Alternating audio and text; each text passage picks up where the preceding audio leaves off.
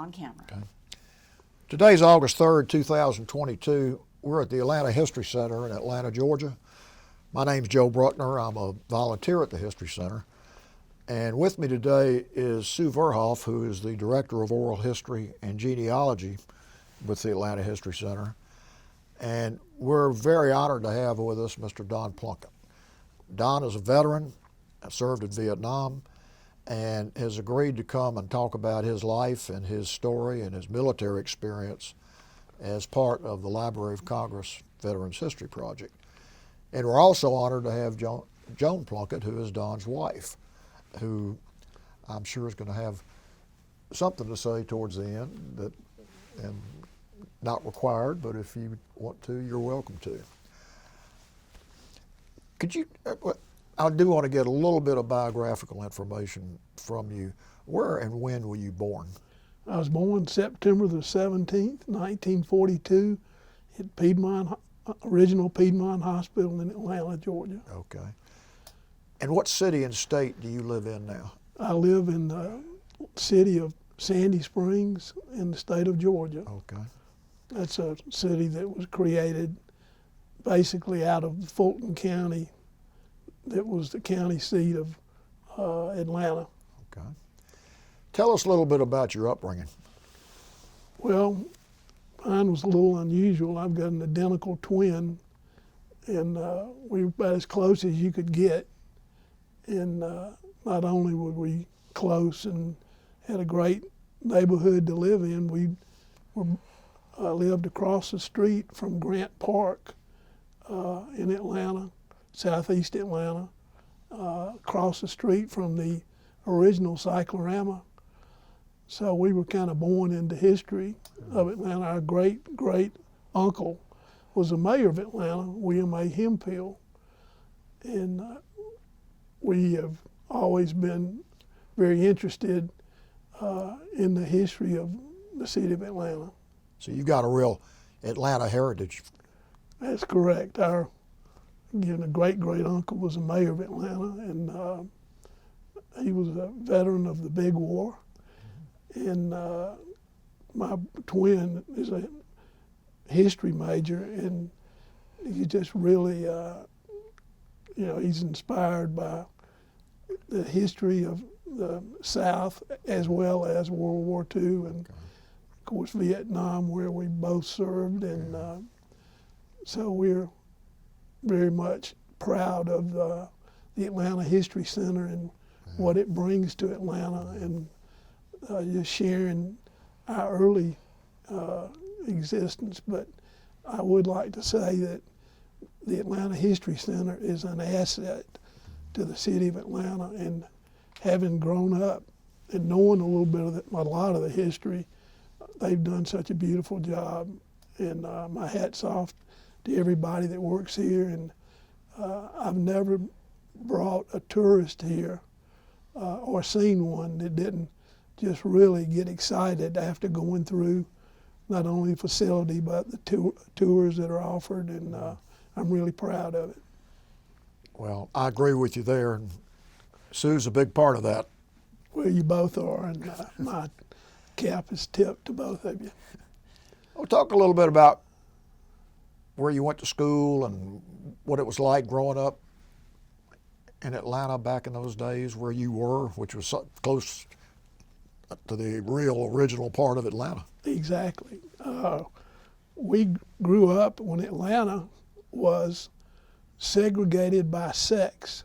So all the high schools were either the girls went to girls' high school and the boys went to tech high or boys' high, and the girls went to girls' high. And there was a business high school called Commercial High School, and that's where the girls went. The girls at girls' high were basically college bound, and boys' high and tech high were more technical, and many of them went to Georgia Institute of Technology, Georgia Tech. So you'd ride the streetcar, and Atlanta had a great streetcar system and the tracks. If you had a small tired bicycle. We called it an English bike. You'd go over one of those tracks that they didn't take out, and anybody that really grew up in Atlanta can tell you the number of flips that they took going down, running over those old streetcar tracks. So it was quite a place. And you were near the original Cyclorama, weren't you? Correct. I grew up at 556 Boulevard, and that was exactly one block south of the original Cyclorama. And we, as kids, certainly enjoyed hanging out and running around. And later we had the paper route. My twin and I had of all the houses around the Cyclorama, so we saw it constantly, and it's a thrill to see what the History Center's done to bring it back. And if you knew it like I did, like I do, you're really proud of it. So thank you. Well, give us more of your experiences or remembrances growing up, going to school, at the time before you went into the Army. Well, again, we lived in an area that was very friendly. I went to Roosevelt High School, which was originally girls' high school, so we still had the GHS on the smokestack. But it was a really friendly neighborhood, and most everyone walked to school, and so everybody knew everybody, and it was fun. So when you were in high school, did you have any indication in your mind that you were going to go into the military? No, we did have an ROTC program, which all the high schools in Atlanta had, but it really wasn't geared toward people going to West Point or the Citadel, but I did not. It was fun. You had all the instructors were World War II veterans, and so I did not have a strong desire to go to a military school, military college. Our uncle went to the Citadel, and I guess that was what leaned us toward. That was my mother's younger brother, and that did more to get us thinking that way. But prior to that, it was ROTC was like, I don't want to say a big fraternity, but it was, everybody was friendly, and it was, all the high schools had ROTC, and we had a rifle range and a drill field, and you could even sit in the classroom because they had open windows, and you'd learn how to cuss listening to the retired sergeants. So, but to answer your question, I did not immediately have a desire to go in, or not a desire, just you didn't think about it. Now, you were around during the Winecoff Hotel fire, weren't you? Oh, yeah, I remember that quite well. My grandfather lived at 556 Boulevard, had a radio that sat on the floor, and it was vertical, and it was a typical big radio. And my twin and I sat at that radio listening to the radio broadcast of the Winecoff. And our father worked for the telephone company at 51 Ivy Street. So he was at work, and when they started putting the details of the fire on the radio, I thought was, oh my goodness, I hope our dad doesn't get tied up in this. But I vividly remember with my brother sitting down in front of that big radio listening to the broadcast, the radio broadcast of the Winecoff. And it was not an easy thing to listen to, but we were fairly young, and one of the firemen who got knocked off of a ladder lived down the street from us, although we didn't know he had been injured, but he was up a ladder and somebody jumped off and knocked him off. He broke his back, was in terrible shape. We didn't know at the time, but the city made him a radio dispatcher for the police department because he was in really bad shape. But that was nice that they did that, and he was able to work and get his retirement in. But I remember it very well. Wow. In fact, there are a couple of good books out. Governor Marvin Griffin, his daughter was there on a 4-H convention in there. Plus, a lot of the World War II veterans they'd already been discharged, and they had a college deal, and they were going to Georgia Tech, and they were going to be interviewed the morning after the fire. Of course, they didn't know the fire was going, but some of the people that perished in that fire were veterans that were going to Georgia Tech to take the exams to get in.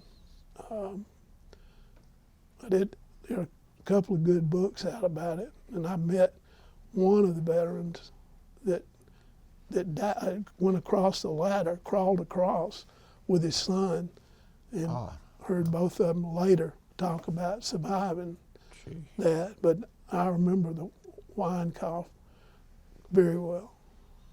That's amazing that they made it through World War II and then died in that fire. Yeah, it was terrible. And they one of them put a ladder.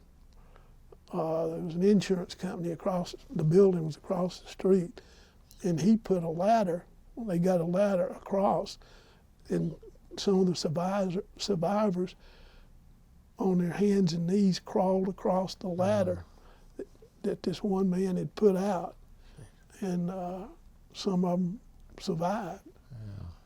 And but that was terrible. Another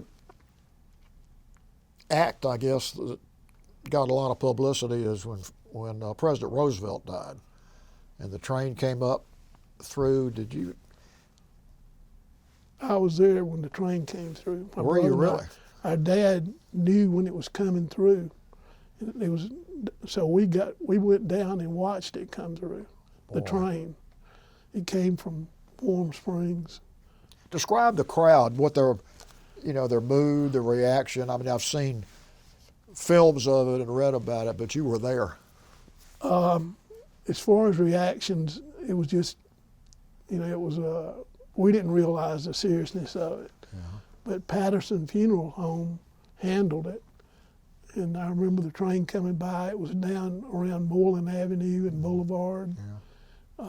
But it was pretty amazing. Yeah. And that's why they named Girls High when they switched to the, that's why Girls High became Roosevelt, Franklin Roosevelt, was because he had made a speech from that building, which was Girls High at the time, but when they changed it over, I think in 1947 is when the schools went from Girls High and Boys High did survive, but I remember that down by, not far from the old Turner Field, Yeah.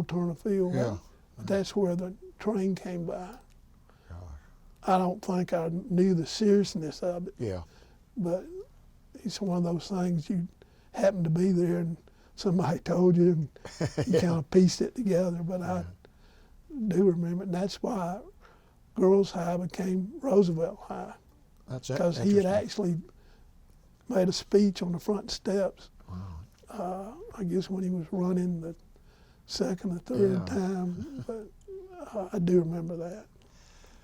Well, what inspired you to go into the military, or did you get drafted, or what are the circumstances surrounding you going into the, well, before we do that, going to the Citadel, what were the circumstances surrounding you going to the Citadel, which is about the same thing?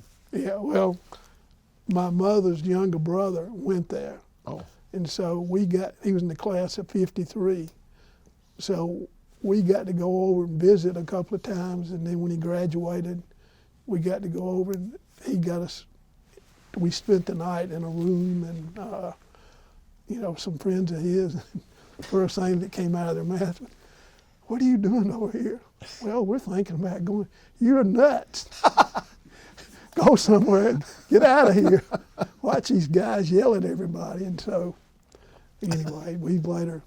So you were staying in the barracks? Yeah. Oh, okay. Spent the night in the barracks, and it was unusual, but we, on several visits, got to see things, and my uncle, class of 53, was very instrumental, and we went over to see him, and it was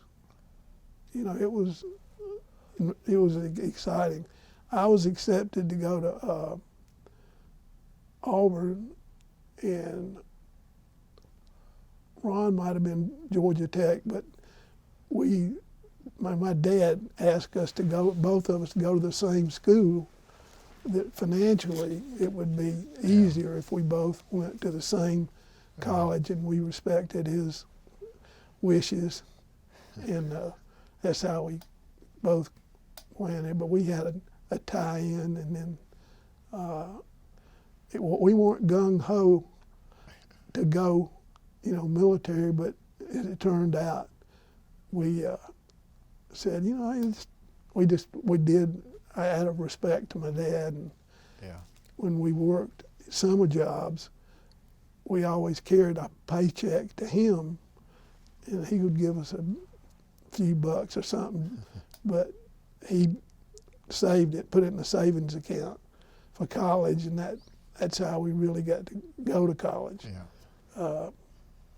And where was your family living when you were at the Citadel? Were they still in Atlanta? They were originally the same place in the Grant Park area. Then they later moved to Decatur. And so when we graduated, they lived in Decatur. Okay. Now, did you get out of the Citadel or graduate from the Citadel with a commission? Yes. Okay. And talk about your military service, but anything surrounding when you went in and your memories of the service, particularly Vietnam. Well, first of all, when you go to the Citadel,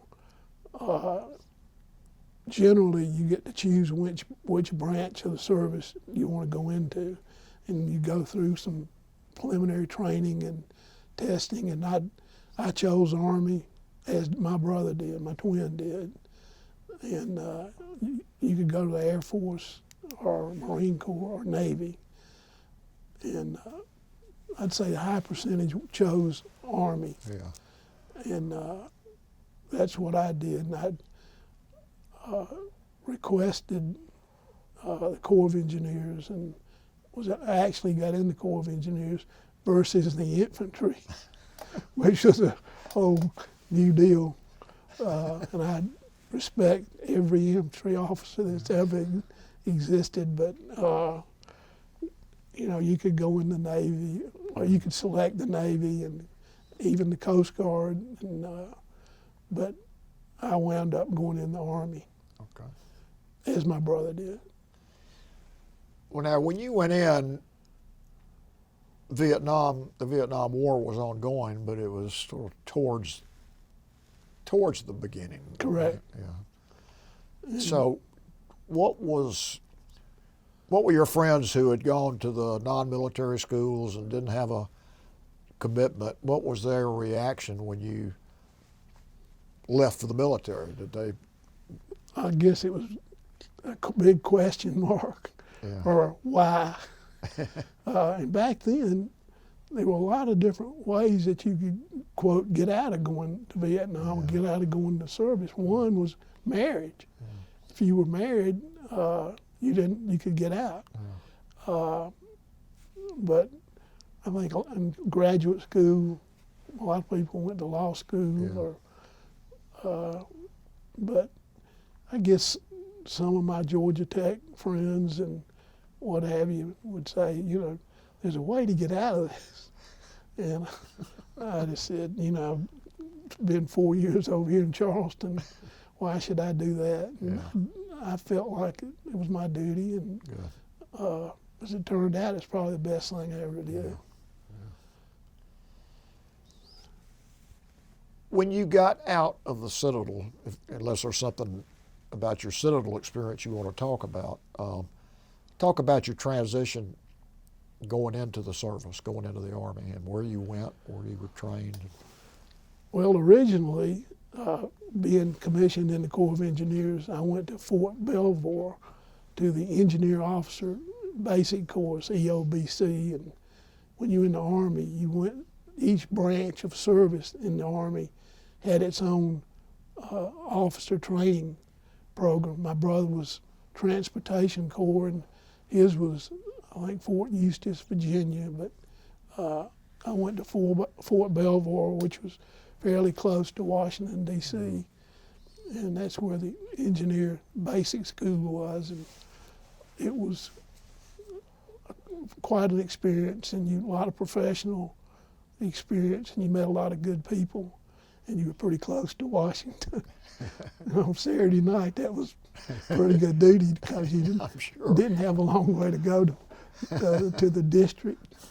So, but it was, you really learned some things, and later in my career I was in real estate, and I can think of a lot of things that took me back to the what we call EOBC, Engineer Officer Basic Course. And you learned a lot of things, how to build things and how to work hard. But it was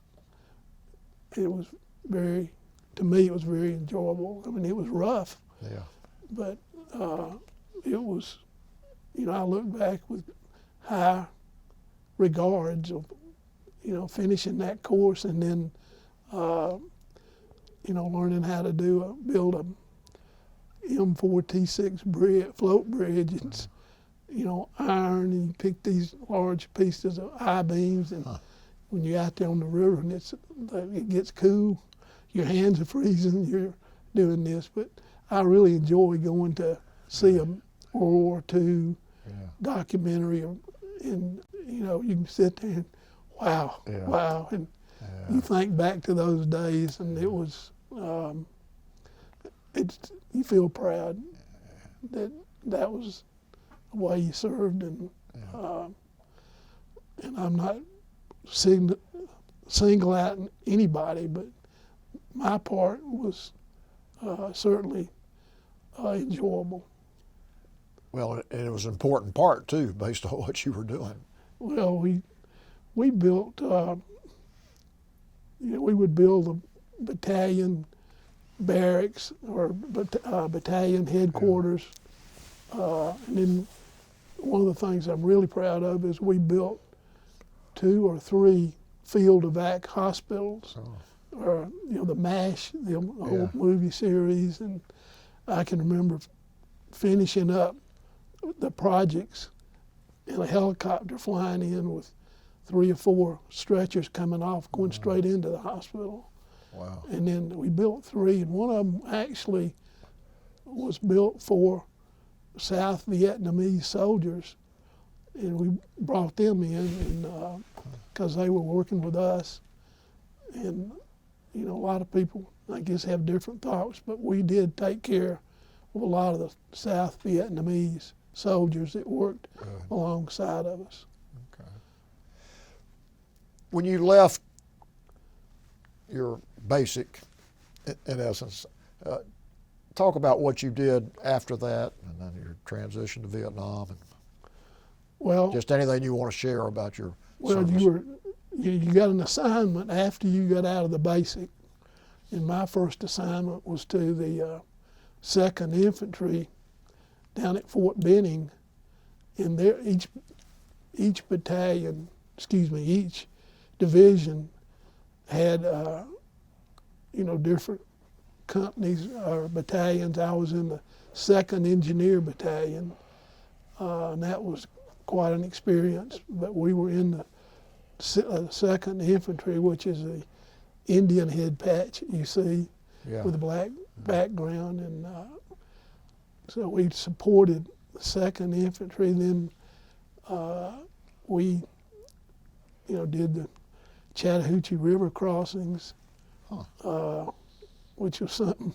It's a combat engineer crossing, but you got to work with a lot of different people, and you really saw what hard work would do, and you meet lifetime friends and you most of the time you can look back and be really proud of what you built and did. So it was a rewarding experience. it was, and I can remember one of our master sergeants. We were working on the river crosses for the 2nd Division. It was over the Chattahoochee, and this colorful master sergeant said, "Hey guys, I got something we're really gonna be proud of." And next thing I know, he's got 3 or 4 goats over a fire. And there's a couple of things you don't want to do. One's eat goat after you've been out on the river in sub-freezing weather. And then you're invited to have a nice goat dinner. So things like that, I'm sure every veteran's got some kind of story. You can laugh about it now. Right? Yeah, but I don't go out, and the goats really don't have a problem around me. The population will remain very solid. So from there, where did you go before you went to Vietnam, or did you go directly to Vietnam? No, the 2nd Division was combined with the 11th. It was the 11th Airborne was combined with the 1st Cav, and they, with the 2nd Division, they were merged. It made the 1st Cav, made up the 1st Cavalry Division Air Mobile, and so they went, when they were combined, went to different places. My unit went to Fort Stewart, Georgia, and so I went from the 2nd Infantry Division to the 1st, what became the 1st Cav, and then later the 169th Engineer Battalion. And so from there, we went to Okinawa to get ready to bring the bigger stuff in, and then from Okinawa we flew into, and some on boats, some in the air, but we went to Vietnam. So that was our introduction to Vietnam. And when did you arrive in Vietnam? Doesn't have to be the exact day, but what year? Probably 1964, 65. Okay. We took most of our heavy equipment in on LSTs, and then most of the troops went in on C-130s. Okay. What was the mood like on the plane going over, just generally? Well, it was a C-130, and I knew, it was an Air Force C-130 with a U.S. Navy crew. Huh. And so I was a company commander, so I got to sit up in the front and watch what was going on. In fact, one of the pilots let me steer over Iwo Jima. That was a lot of fun, but the only unusual thing going over there was we were landing at Benoit Air Base, and then the pilot comes on the PA system and says, "Okay, guys, we're getting ready to land on 2 rows, and just as soon as we touch down, I want you to run in as fast as you can after the minute." And he said, "We're getting hostile fire." And I'm going, "Wait a minute, I'm in the Corps of Engineers. This isn't right." But the minute we landed, we were taking fire and everybody went flying out. But that's one of the minor things, but nobody got hurt, and it was nice. What was your first reaction when you stepped off the plane? I obviously, probably some fear and wanting to run, but just generally when you got out, took your first step in country, what were your feelings or your reaction or what you thought, if there were any specific? You know, you've got so much running through your mind, you're not horrified.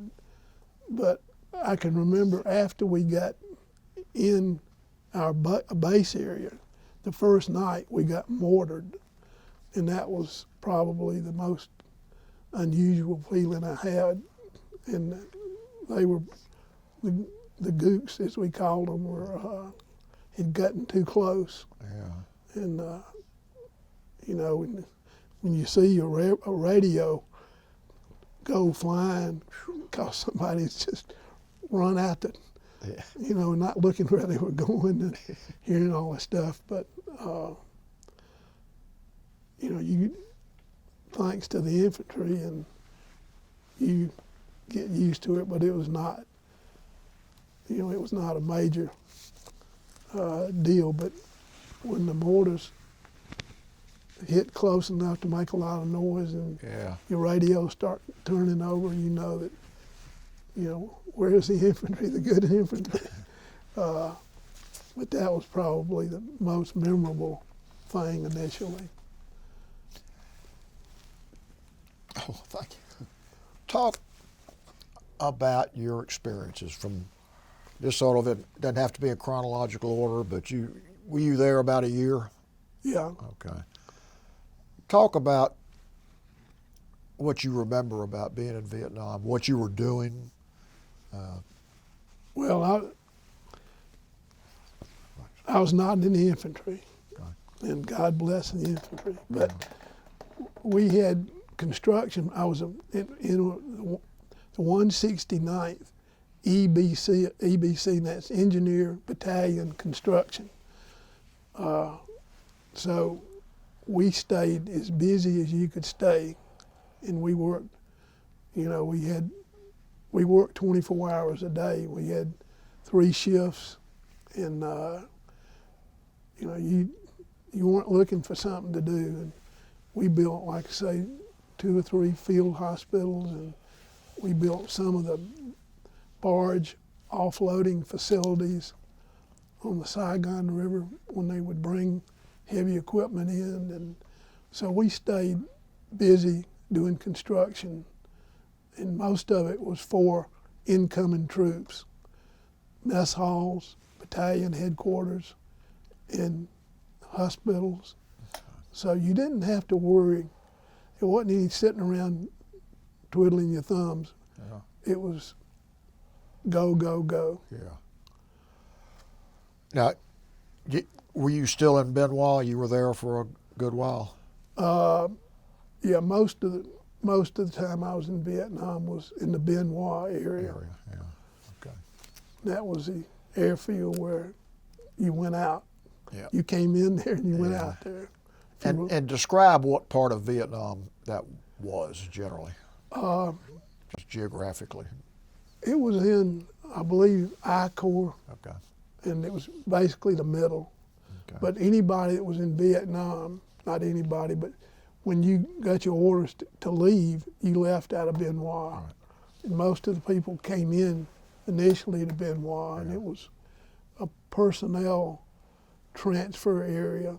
Yeah. And we had, you know, American aircraft there, but it was not a big air base. Okay. Just talk about your time there. Just whatever you want to share, your experiences, the other soldiers that were there with you, what their attitudes were, and what. Well, I was lucky because I was a company commander. Yeah. And first of all, I learned a lot about leadership. and how to respect people that worked hard and did the right thing. And I think that's what I'm most proud of, is looking back and thinking about the people that were in my company and how hard they worked and how proud I was with them. In fact, when I left, I'm not ashamed to say, but I had tears coming down my eyes when I saluted and handed the flag over, and Yeah. it was, it's an experience that most people don't have, Yeah. being a company commander in combat. And you just really want to, 99% of them, you want to go up and kiss them on the cheek when you leave, not literally, but Yeah. it's a form of leadership that I think very few people can get that. I mean, you can do a lot of things, but Yeah. when you got people that work their fanny off, for the unit, then that's something. Yeah. And I still to this day think of some of the things and some of the funny things that, but you're with a good group of people, and most of them were drafted. Yeah. And that, I think, is a misnomer for a lot of people. But, when you're drafted, it takes you maybe 3 or 4 weeks or months to realize, I've been drafted, here I am. And I would explain how lucky they were to be in a construction battalion. But, they would finally realize, and I would tell them, you're here, you can't go anywhere, make it work. And I had a couple of Harvard graduates that initially didn't agree with me, but one of them became a mail clerk, but it didn't take long to realize, here I am, Yeah. I'm not going anywhere. And as I'd explained to them, it's going to be a lot easier if you get on the program, get with it, and you'd be surprised how few didn't go along with that. And I very seldom went to a movie about Vietnam, after I was there, and they weren't the real thing. And you're just so proud of what your men did and how respectful they were. And it's an experience that you can't duplicate. You can go out and get a job, but you can't duplicate the responsibility you inherit and the leadership that's required, whether you like it or not.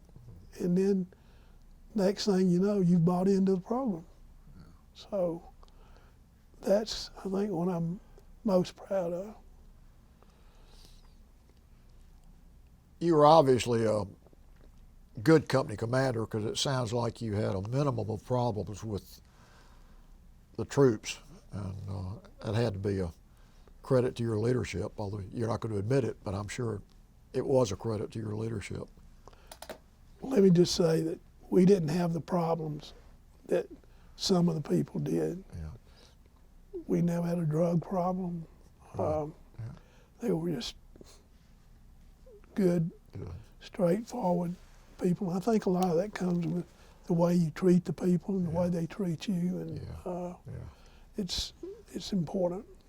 Did you work with the South Vietnamese soldiers or any of the civilians at any point? We worked with some of the soldiers, but it was basically basic construction. It was not. Yeah. It was not tactical. Yeah. It was, defensive or something like that, but not in a tactical situation. Okay. So you never really had a chance to get close to any of the Vietnamese, just as far as being friends or that type of thing? Well, there was a program called People to People, and we would send a truck into a village to pick up South Vietnamese civilians that worked with us, and they got paid. So in that sense, we worked with some of them. Okay. But I was not in a tactical situation like the Green Berets or something like that. But about the most hazardous thing that brought on was when those 2.5 or 2.5 ton trucks would go in to pick up the morning crew. I think they held about 20 people. And going home at the end of the day, it wasn't 20 people on those trucks. It was 22, 24, 26. And you look up, and all of a sudden, here goes the 2.5 with about 40 people on it. And if somebody falls off and gets run over, I'm the one that's going to take it. But that was, that's the closest really that I worked with them. I wasn't with the Mountain Yards or the, it was just mainly, and we paid them. You know, we paid them money, and they got paid pretty well, but they worked hard, and that was really the closest contact, and it was, you know, verbal and what have you, but it was not tactical. But the fact that you treated them right probably had an impact on their opinion of Americans. Totally. And they're like anybody else. They were very appreciative once you got to know them, and so that's when that's why we built the field hospital. You know, why shouldn't they get the same treatment that our guys got? You know, if they were goof-offs or something, that was a different story, which that was very unusual, but we, they were good people. Did you go on R&R at any point? I had R&R orders, but they got canceled. Vung Tau was a beach, but I had R&R, but got canceled because of a job that we were trying to finish up. But a lot of people especially the married people, got to go to Hawaii or somewhere like that. But I did not. I had orders, but never went on R&R.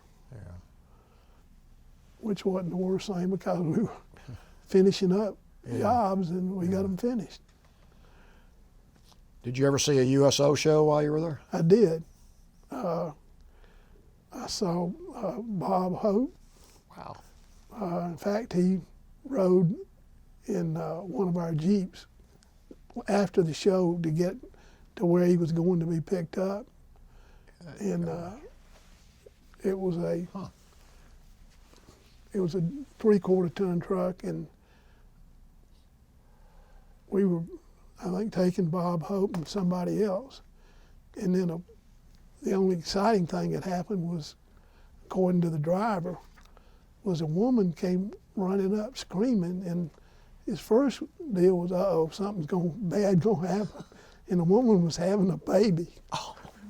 And she wound up having a baby in the 3/4 ton truck. But we had, because it was Bob Hope and any other, we had 2 or 3 medics with them, but that was the most exciting thing, and but never anything bad. But that's pretty exciting. he was with us.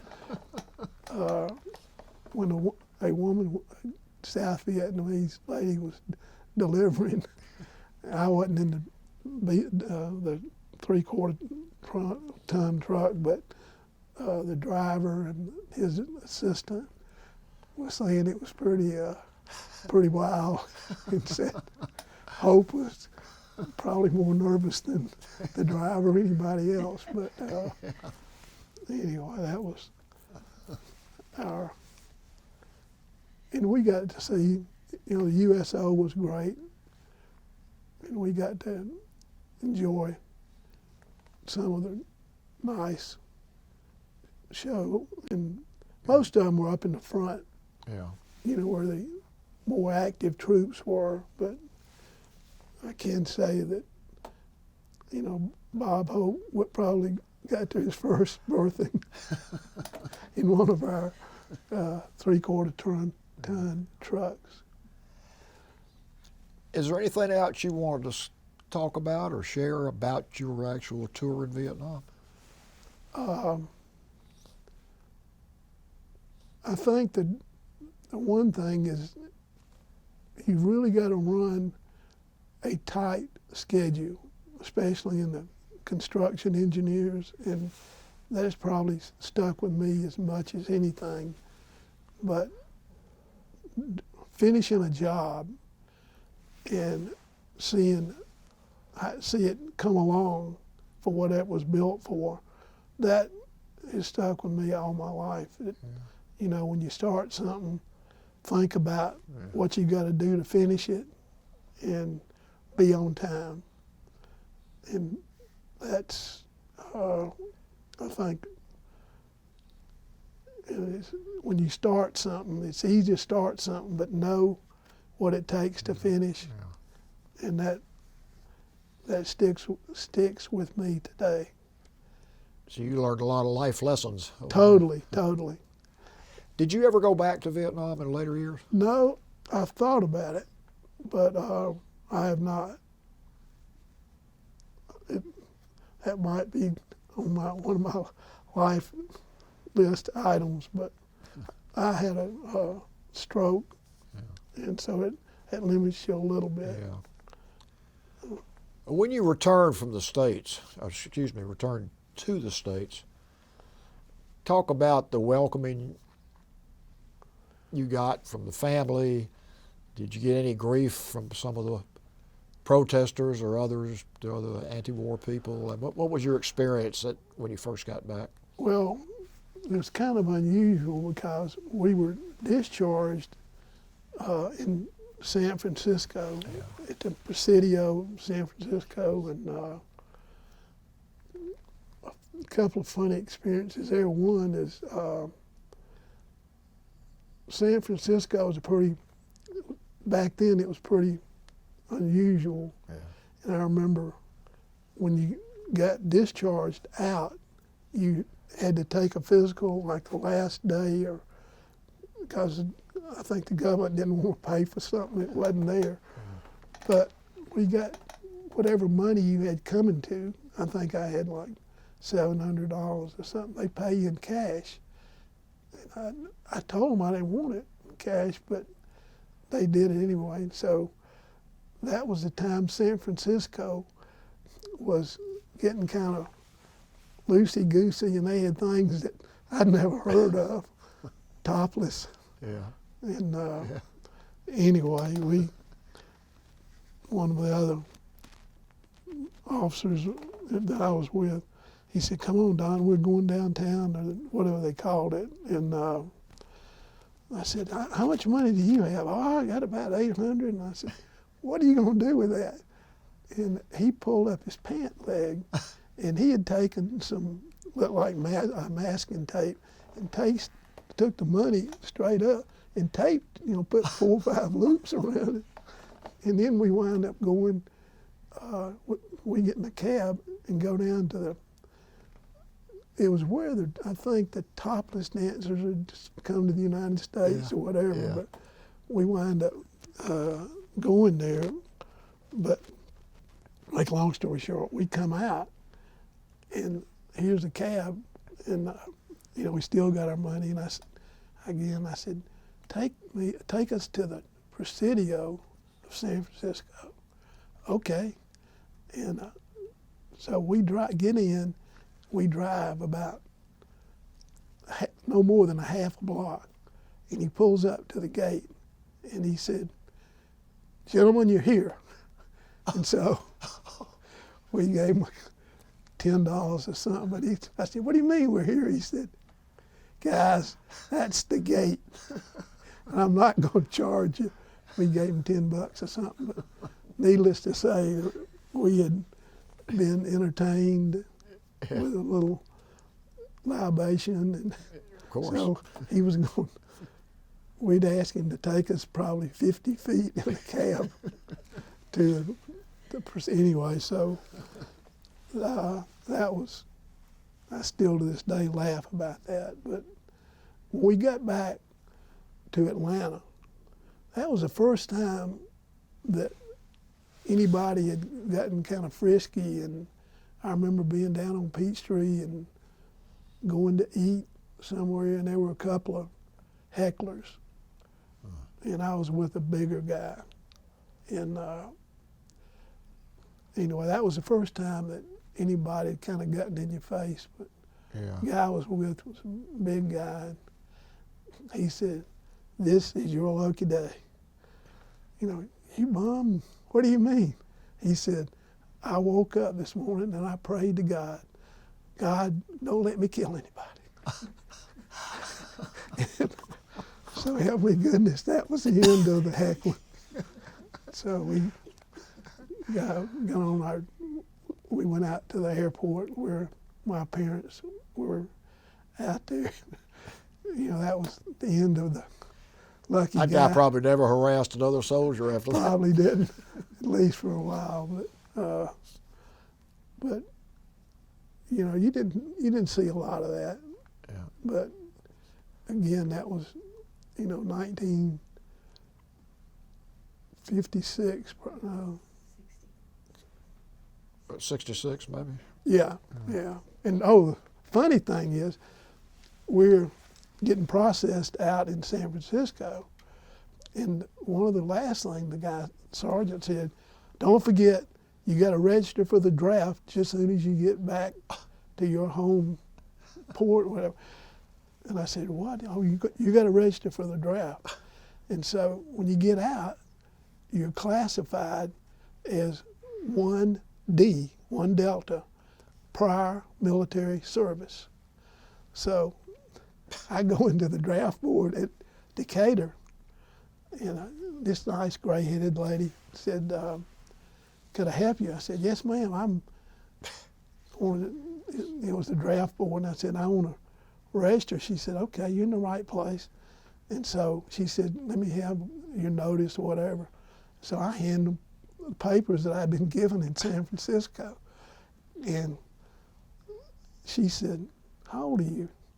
And whatever I was in September of 1960, she says, "It says here you're 24 or something like that."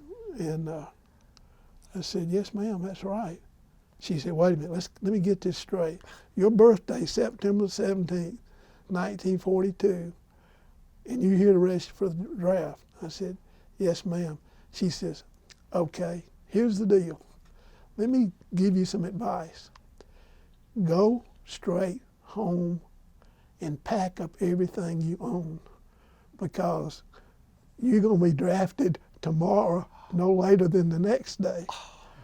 And when you're at the Citadel, if you turn 18 and enrolled in ROTC, you don't have to register for the draft. I mean, it's done paperwork-wise. So, you know, I'd already registered for the draft. I'd already served 2 years. But they didn't realize that in San Francisco when you were getting discharged. And most of them were enlisted. So I go in there, like he told me, to register for the draft. Well, at that time, I was probably 24, 25. And she looks at that, and I was at least 2 years or 3 years beyond the time to register for the draft. And so she said, "Son, you need to get home as fast as you can, call a cab, pack your stuff, you're out of here, maybe tomorrow or the next day." And it took me a while to explain to her that I'd already served, and finally she called her supervisor or something. She says, "Come out here, I want you to look at this. I don't believe it's right, but I want you to look at it." So after serving 2 years on active duty and going back to my draft board, which I'd really never been to. They decided that I needed to go home and pack because they were coming to get me the next day. So anyway, I've never heard that story before. That's interesting. It was interesting, but I think the classification is 1D instead of whatever, but that's, quote, prior military service. So you're out of the military now. Talk about the rest of your life and your experiences and what you did, your family. Well, the best thing I did was find Joan and married her, and we got 3 lovely kids, 13 just loving grandchildren. Wow. And that Joan's a school teacher, so that kept us very busy. And I went into commercial real estate business, and a lot of the construction things I learned in Vietnam in the Army trickled over, so it still does. So that basically, I think I worked for Sinclair Oil, and then went to work in the real estate department, and the rest of my career was in real estate. So you probably had a pretty good connection to the builders if they were building a house or you were involved in the... Well, I wasn't in the residential side, I was in the commercial side. Oh, you were in the commercial side, okay. But it was definitely an asset. Yeah. And so that's pretty much what I did. But I was so lucky to be in the Corps of Engineers, and we built things, and had a lot of experience and trickled over. And I will never, ever do anything but salute the infantry. Yeah. They're the ones that really carry the load. Yeah. And so that's pretty much it.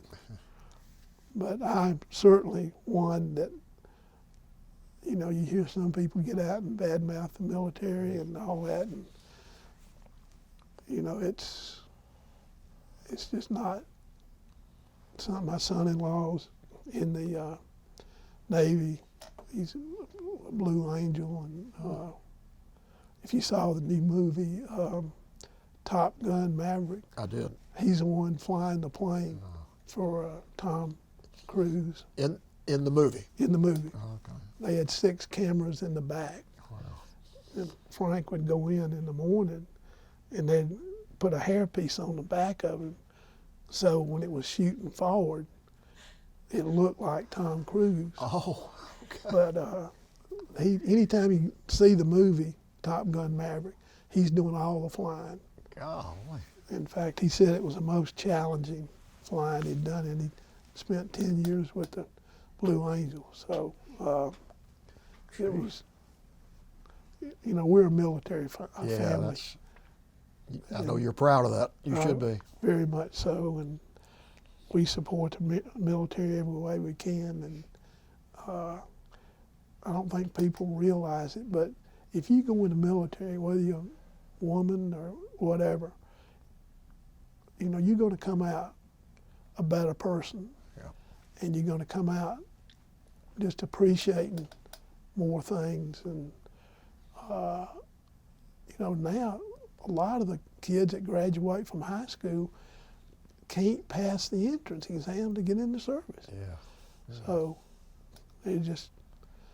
that's my story, and I'm sticking with it. And well, I think everybody in this room would agree with your story. Good. Joan's first husband was a C-130 pilot. He passed away, but what a great guy. And, we're just very thankful to live in the United States and do our little part, whatever it is. And you're the same way. Yeah, I feel the same way. Yep. So, and thank y'all for what you're doing. you're spreading the word, the good word, and I know what you've done, and I think it ought to be a requirement for anybody that thinks they want to volunteer and go in, just bring them over here in this room and sit them down and get their attention for a couple of hours and be sure that that's what they want to do. And anyway, now I'm getting into the preaching section. Preaching's okay. Okay. It's very good. Well, Sue or Joan, do you have any questions or anything you want to clarify, or either one of you? I think seeing Don's loyalty to the military has been something that's been so strong in our old marriage, because, I mean, we never went on a trip and we'd go into a snack bar or something, and if a military man walked up to get a snack, I'd look around and Don had jumped up and he's up there and he was paying for the food. Yeah. And that's Good. just how he is. Good. The military, I've seen him at our home when a show comes on that's military oriented, and he stands up at attention. It's just, he loves the United States and he loves the military. And I don't know if that started at the Citadel or it's just the kind of man he is, but I'm really proud to have a husband like that. Well, you should be, and I'm sure he's proud to have a spouse like you. Very much so. Is there anything else you want to say about anything before we close the book? No, I appreciate what the Atlanta History Center is.